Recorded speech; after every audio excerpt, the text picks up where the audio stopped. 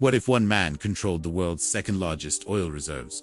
How do you build billions in gold reserves while the entire world is trying to destroy you? Was Saddam Hussein a reckless dictator or a strategic financial operator? The story of Saddam Hussein isn't just one of political power. It's a story of immense oil wealth, military expansion, hidden gold, and a high-stakes economic war against the world. It's a story of how a leader tried to survive sanctions and the dramatic downfall that followed. This is the story of a financial empire built on black gold and the man who gambled it all. Born into a humble life, Saddam Hussein's rise through Iraq's Ba'ath Party was ruthless and swift. By the late 1970s, he had consolidated absolute power. His vision was clear: to make Iraq the dominant force in the Middle East. And he fueled this ambition with oil money. Iraq's vast oil revenues were funneled into creating one of the most formidable militaries in the region.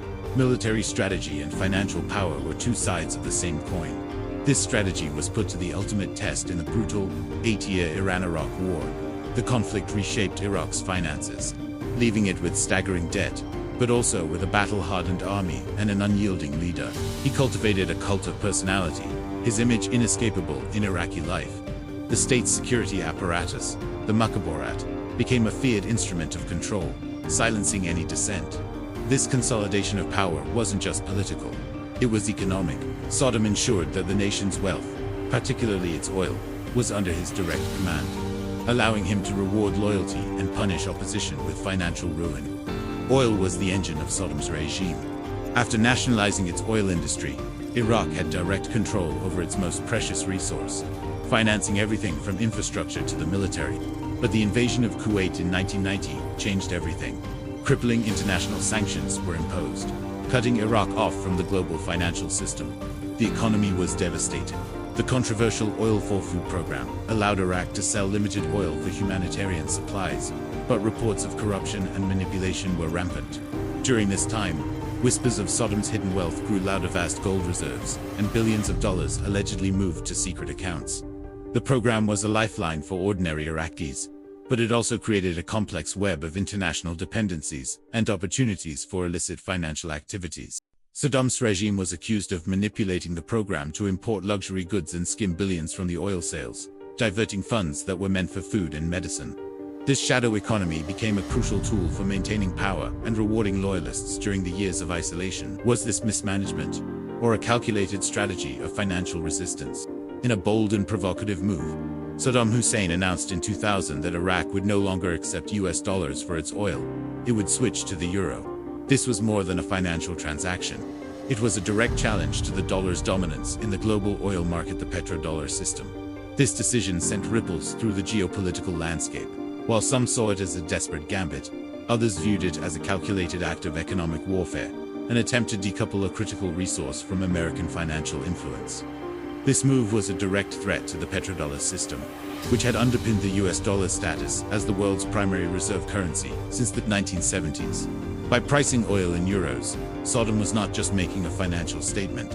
He was inviting other oil-producing nations to challenge American economic hegemony.